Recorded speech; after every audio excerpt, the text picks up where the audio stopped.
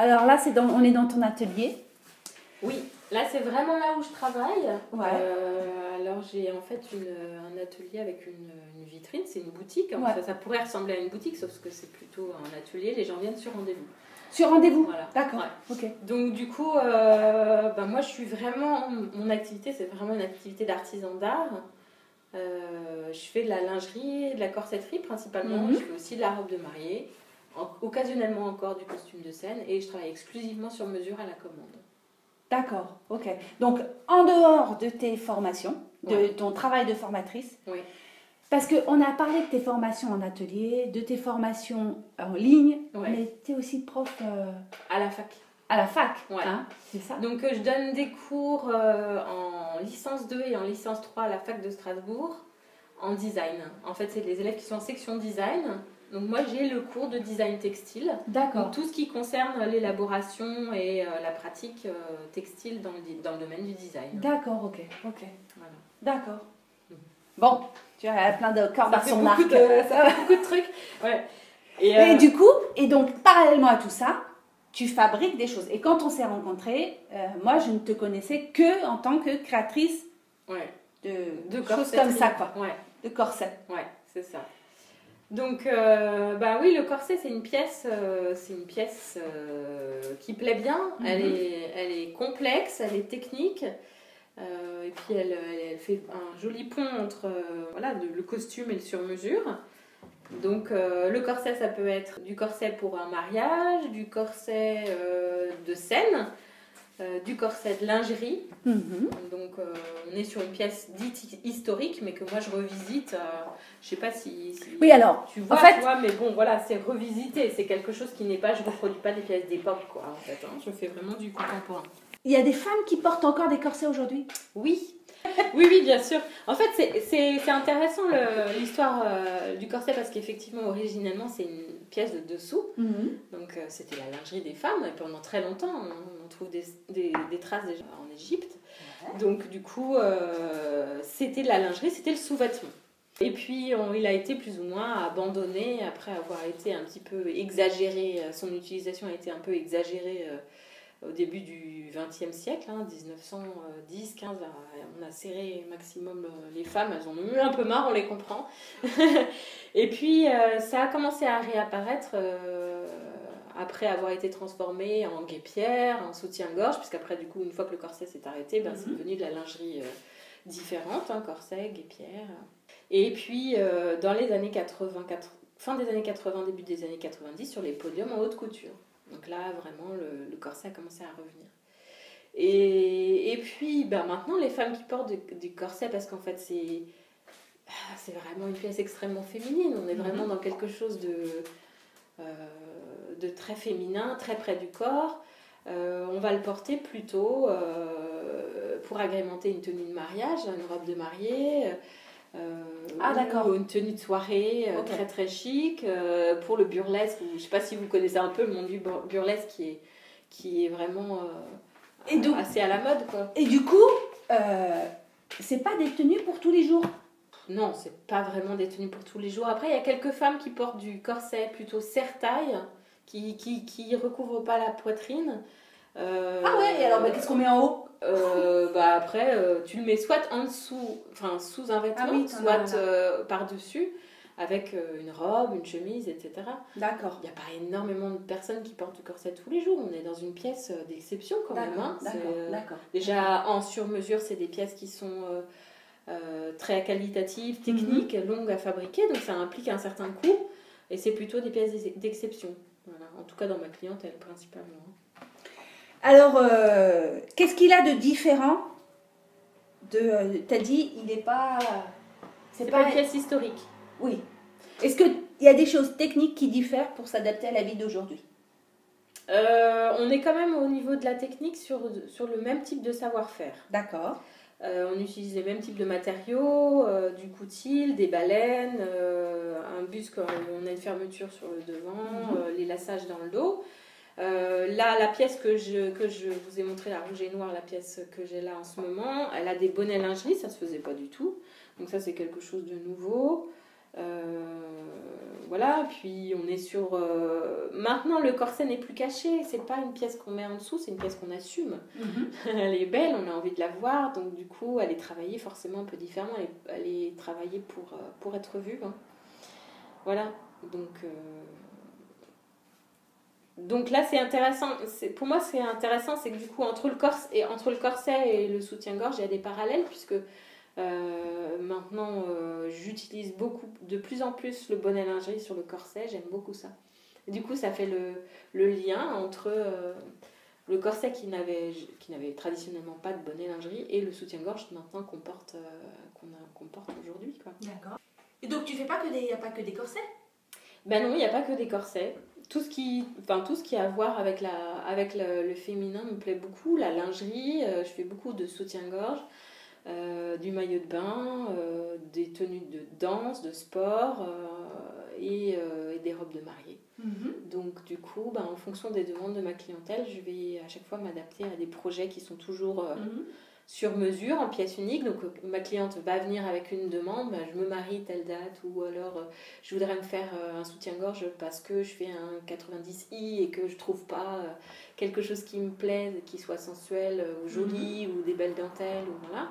Ou j'ai eu un cancer du sein et du coup j'ai une cicatrice blessante et je voudrais quelque chose qui soit adapté à ma morphologie. Voilà, ou j'ai un spectacle, je voudrais un corset pour la scène. Voilà. Donc à chaque fois, j'ai quelqu'un qui vient avec un projet, avec une demande particulière, qui a une morphologie particulière, qui a une esthétique, un besoin, et donc on va faire la pièce qui correspond à ce projet-là. Et donc tu vas faire le patronage.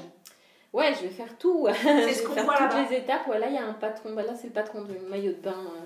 D'un maillot de bain, donc je vais prendre les mesures d'abord, ça commence par les prises de mesures, prendre des mesures, tout part du corps, hein, donc regarder le corps déjà, comprendre comment il est fait, s'il a un maintien, une tenue, des besoins particuliers, on a chacune parfois un corps différent qui réagit différemment, regarder le corps, prendre les mesures et faire un patronage. Donc patronage, c'est comme en architecture, hein, on travaille à plat, on fait un patron à plat et puis on va faire un essayage, on fait ce qu'on appelle une toile en fait, hein, on fait un test, essayage de toile. Donc du coup, je pars de mon patron, je vais faire un essayage de toile pour vérifier si la coupe au niveau de mon travail à moi de coupe, hein, si c'est correct, si ça fonctionne, si les lignes sont au bon endroit, si mes repères sont corrects. Et après, au niveau de la forme, si ça plaît à ma cliente, si le bien-aller est validé, si la forme lui plaît. Et puis après, on va choisir les matières définitives. Et puis une fois que tout est ajusté au niveau de la coupe, on passe en fabrication. Voilà, et là, c'est des choix de textile, des choix de finition. C'est assez long, hein, le sur-mesure en général. On est plutôt entre 2 et 3 mois de délai pour la fabrication. D'accord. Pour toutes ces étapes, justement. Et du coup, est-ce que tu peux nous donner une idée, un ordre de prix? Alors oui, j'ai plein de pièces différentes, mais du coup, en corsetterie, on est à partir de 600 €. Il y a une 30aine d'heures de travail sur un corset en moyenne, donc ça peut aller bien au-delà selon le travail qu'il y a dessus. Mais c'est à partir de 600, j'ai des fois des corsets qui sont sortis à 1000, 1100, 1200, qui étaient très travaillés. Soutien-gorge, c'est à partir de 400 €. Et là, en général, on est entre 400 et 500, ça monte pas forcément au-delà. En robe de mariée, c'est à partir de 1500 €. Et des fois, ça va jusqu'à 2005 quand on a sur des robes. Les robes de mariée, c'est les choses qu'on voit sur le portant là? Non, j'ai pas de robe de mariée moi ici. Alors, il y a des robes, c'est des robes de quoi? Non, c'est un costume de scène. D'accord, ok. Ça, c'est pour un spectacle. J'ai pas de pièces moi qui restent beaucoup à l'atelier. Les pièces qui sont souvent ici sont des pièces que j'ai eu le temps de faire, soit pour des shootings, soit pour moi entre deux commandes pour pouvoir un peu améliorer des techniques ou pour avoir simplement des choses à présenter à l'atelier. Et je travaille jamais sur collection. Je fais vraiment que du sur-mesure en pièce unique. Donc j'ai pas de collection, j'ai pas de pièces à présenter. J'ai des books, j'ai des photos, j'ai des choses comme ça. Et les choses que j'ai à l'atelier que j'ai le temps de créer. Alors effectivement, quand j'ai des clientes qui veulent avoir des idées de textiles, de couleurs, j'ai ce qu'on appelle des robracs. Je travaille avec des fournisseurs français. Et je vais analyser un peu en fonction de ce qu'on me dit, éventuellement le tombé ou des choses comme ça. Donc, je vais aller m'orienter vers des tissus qui ont plus ou moins un tombé souple, rigide, doux, satin, etc. Donc, je vais aller chercher en fait dans mes textiles le tissu qui va avoir le tombé qui peut correspondre au projet de ma cliente. Et en fait, ça, que ce soit pour les nuisettes ou les corsets, c'est les mêmes tissus? Ah non, c'est pas du tout les mêmes textiles. D'accord, ok. Donc en fonction du projet, tu vas me proposer une sélection, quoi. En mariage, j'ai souvent beaucoup de gens qui me demandent de la dentelle. Donc moi, je travaille avec des maisons françaises. Donc par exemple, là, c'est Sophie Alette. C'est un fournisseur, un des rares encore qui reste, à Calais Cauderie, qui fait de la dentelle superbe. La dentelle qu'on appelle de Calais. Donc du coup, oui, en mariage, c'est beaucoup de la dentelle, de la mousseline, du satin, du satin de soie. Je travaille avec Bellinac à côté de Lyon, qui fait de la soierie. Et encore aussi beaucoup d'autres textiles qui sont très sympas. Donc en corsetterie, c'est plutôt du coutil. C'est des tissus qui ont beaucoup plus de maintien et c'est plutôt des fournisseurs anglais. Oui, je pense que ce qui est intéressant, comme on parlait tout à l'heure de la pédagogie, des cours, de la transmission, quand on est quelqu'un qui a beaucoup de domaines d'activité comme moi, comme nous, souvent, c'est ce qui relie tout ça qui est important. C'est-à-dire qu'en fait, pour moi, c'est la même chose. C'est-à-dire que j'accompagne une cliente, une élève, mes élèves à la fac, une compagnie de théâtre, etc. Il y a la même intention derrière. C'est-à-dire c'est être au service d'un projet ou au service d'une personne, d'un individu, et de l'accompagner dans cette démarche. Donc du coup, la relation à l'autre est très importante. En sur-mesure, c'est vraiment... il y a beaucoup de psychologie aussi, c'est-à-dire entendre le besoin. On parle du corps en plus, c'est très intime, la lingerie, la corsetterie, même le mariage. Le mariage, on rentre dans l'intimité d'une relation. Il y a des femmes qui pleurent, il y a des femmes qui débloquent des choses, etc. Il y a des femmes qui rêvent, elles ont besoin de se sentir en sécurité. Donc du coup, il y a beaucoup de bienveillance, il y a beaucoup d'écoute, du temps, passer du temps avec l'autre, être dans la discussion, chercher des matières ensemble. Il y en a qui savent pas, il y en a qui savent, il y en a qui veulent, il y en a qui hésitent. Et donc du coup, c'est vraiment du relationnel. Et ça, c'est quelque chose qui est très beau, moi qui me plaît beaucoup. Et du coup, c'est très technique, malgré tout, mon travail est très technique. C'est la corsetterie, le sous-vêtement, des matières difficiles, etc. On a besoin de rigueur, on a besoin de précision, etc. Et je trouve que cette technique-là, elle est merveilleusement mise en valeur quand on est dans la créativité et dans l'humain, quoi. Tout ça, ça semble bien. Et c'est quelque chose que j'aime beaucoup dans mon travail. C'est l'importance pour toi, ce qui est important, c'est de créer une relation de confiance et intime presque avec tes clientes, en fait. En fait, tu vas être le révélateur d'un vêtement qu'eux ne pourront pas se créer pour eux-mêmes. Mais ils font la démarche du sur-mesure. Ça veut dire quand même qu'ils veulent avoir quelque chose d'unique, qui leur ressemble. Et donc, ils ont besoin d'un intermédiaire pour ça. Mais d'ailleurs, ça t'est jamais arrivé d'avoir une cliente qui vient pour que tu lui fasses quelque chose et un travail sur mesure, et qui finalement, comprenant que tu fais de la formation, se disent mais finalement je vais le faire moi-même? Alors j'ai ça en fait, c'est ce que j'appelle l'accompagnement à la création. C'est-à-dire j'ai des élèves, des personnes qui sont venues pour que je les aide à faire leur propre robe de mariée. D'accord, elles sont venues avec cette idée-là. Ouais. Il y a personne à qui tu l'as suggéré? Oui, j'ai eu une cliente qui était illustratrice, à qui j'ai fait la robe de mariée et qui avait tellement envie de mettre une partie d'elle dans son travail qu'on a imprimé un de ses dessins et qu'on a travaillé à le mêler dans le projet de la robe. C'était super comme projet. mettre la main à la pâte des fois, juste coudre quelque chose dans un de son donc ça c'est quelque chose que tu laisses faire en fin de compte. Oui, complètement, ouais. Il y en a qui finissent par faire un dessin en disant et ça, est-ce que c'est possible, etc. Et quand on en est là, c'est génial parce que c'est de la co-création. Soit je pars uniquement de l'envie, de l'imaginaire et du corps et c'est déjà de la co-création, soit il y a en plus une implication dans le geste ou dans la couleur ou dans l'imaginaire, la forme, etc. Et en fait, elles ne s'en rendent pas forcément compte, mais quand elles disent un petit peu plus court, ou ici on pouvait faire un pli, etc., elles sont dans l'acte créatif. Et donc les encourager à être dans l'acte créatif, c'est leur permettre de s'approprier le vêtement. Et donc du coup, en fait, il va y avoir un attachement à la création qui est très fort. Et ça quand tu arrives à ça, c'est vraiment une réussite, quoi. Et en fait, tu arrives à mettre ton ego de côté en faisant ça. Il n'y a pas de place pour l'ego, en fait. Parce que souvent, quand tu vois des créateurs, ils sont dans le... Ça dépend ce qu'on appelle l'ego. L'ego, c'est sain. Le narcissisme est malsain. Oui, je te parle du narcissisme. Voilà, c'est ça. C'est-à-dire que l'ego, j'ai un ego et mon ego est satisfait de ce que je fais. Parce que je suis valorisée. Mon ego est valorisé dans mon travail et dans ma relation à l'autre. Donc, mon ego, il va très bien. Mais il n'y a pas de faille, enfin, c'est quand il y a une faille, c'est quand il y a du narcissisme, une blessure narcissique que là il y a un souci. Et donc cette blessure narcissique, je ne l'ai pas par rapport à ça, je l'ai eu, je l'ai réglé, je l'ai dépassé. Et quand tu as commencé, tu l'as eu? Ah oui, moi j'avais des souffrances, un besoin de valorisation, un manque de confiance en moi, etc. Oui, j'ai travaillé là-dessus, Et des fois, ça m'arrive d'avoir des failles sur certains sujets, dans certains endroits, mais j'en suis consciente, je m'en rends compte et donc je travaille là-dessus, oui. Mais c'est ça qui fait que la singularité, en fait, de ce que tu proposes.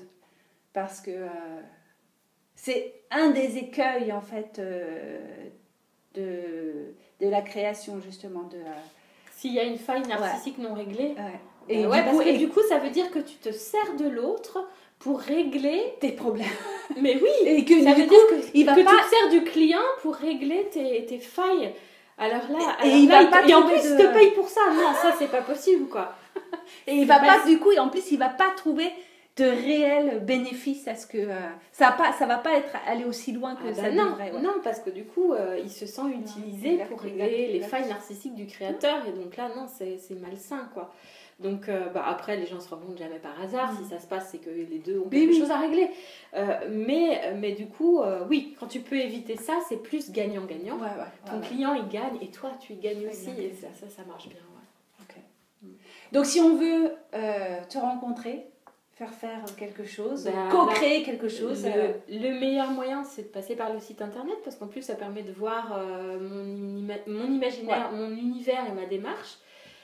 Et donc du coup clairebrandin.com, c'est par là qu'on passe, et puis après il y a mon numéro, il y a mon mail, il y a tout ce qu'il faut pour me contacter. Il y a des gens qui préfèrent écrire, d'autres qui préfèrent appeler, donc... Et tu peux encore juste nous dire un petit mot sur comment t'en es venue à faire parce que je crois qu'on n'en a pas parlé justement de la lingerie. Tu as dit que tu faisais du costume de scène. Et comment tu t'es formée toute seule ou comment ça s'est passé? Comment je me suis formée? Comment t'en es arrivée à faire ça? Quel est ton parcours? En fait, moi, originellement, je suis une enfant de la balle, comme on dit. J'ai grandi au milieu de parents qui travaillaient dans des théâtres. Ah, d'accord. Et mon père est illustrateur. Et donc, du coup, quand j'étais petite, j'étais tout le temps dans les ateliers. Et en fait, je sais pas, c'est venu comme une évidence. J'étais fourrée dans l'atelier de costume du théâtre quand ma mère était, elle, en train de travailler à la com. Et puis, je pense que la responsable de l'atelier costume du théâtre, qui après a travaillé à Bastille, elle en avait marre de me voir toujours traîner là. Un jour, elle m'a dit, bon, toi, tu viens, tu te mets là. Elle m'a donné des petites chutes qui étaient les chutes des costumes de théâtre, et elle m'a appris à coudre à la machine. T'avais quel âge? J'avais 7 ans. Ouais, j'étais petite. Ah, excellent. J'avais 7 ans. Puis j'ai continué. Ma grand-mère m'a appris à coudre à la main. Cette personne m'a appris à coudre à la machine. Et puis après, pour le reste, j'ai appris beaucoup seule. Je suis quelqu'un d'assez autonome, donc j'ai appris beaucoup seule. Et donc du coup, à chaque fois, on apprend des techniques qui sont complémentaires en étant là et en regardant les autres faire. Et du coup, j'ai beaucoup appris comme ça. Qu'est-ce qui t'a donné envie de faire des culottes? mais pourquoi tu fais des culottes? Bah oui, mais c'est marrant comme idée. En fait, c'est vraiment venu... les choses sont venues les unes après les autres, en fait. C'est-à-dire que d'abord, c'était principalement le costume de scène. Et après, du costume de scène est venu le corset. Parce que c'était une pièce historique. Et en fait, ça m'intéressait. J'en avais fait dans le costume. Et puis le corset, c'était le féminin. C'était la lingerie. Donc, ça a découlé... D'accord. Ça a suivi son fil, quoi, naturellement. Ouais. Et du coup, je me suis... j'ai creusé la question, quoi. J'ai continué à en faire. Et la lingerie, c'est pareil, en fait. C'est qu'à un moment donné, à force de faire des corsets, etc., il y a des clients qui m'ont demandé un soutien-gorge et un serre-taille. Est-ce que c'est possible de séparer les deux? Et puis voilà. Et puis j'ai commencé à en faire et j'ai des gens qui m'ont demandé... c'est souvent écouté ça, les gens, quoi. Ouais, j'écoutais beaucoup les demandes. Le maillot de bain, c'est la même chose. J'ai eu beaucoup de demandes. C'est ça ton secret commercial. Tu sais écouter les gens, toi. Je pense que c'est ce que j'aime le plus, ouais. Vraiment me mettre au service d'eux. Moi, je résume ça comme ça. Me mettre au service de quelqu'un, de son enfant.